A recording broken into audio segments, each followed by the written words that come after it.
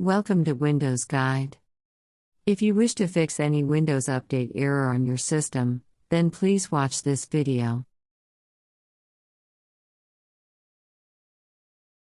The first solution is to run the Windows Update Troubleshooter. Right-click on the Start button and select Settings from the menu. In the Settings menu, go to the System tab in the left pane.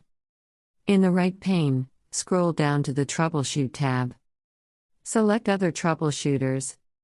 Click on Run corresponding to the Windows Update Troubleshooter. Wait for a few seconds and the troubleshooter will fix the error.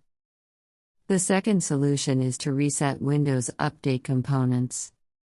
We have a script to reset Windows Update components. Copy this script. Make sure that you have copied every command. Now, search for command prompt in the Windows search bar.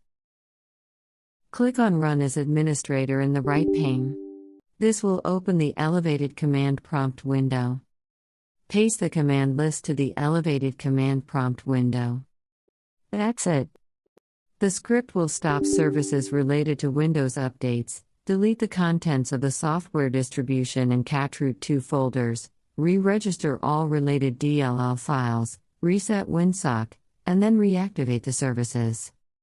Restart your computer and the problem will be fixed. Was this helpful? Please let us know in the comments section. Thank you for watching this video. Have a nice day.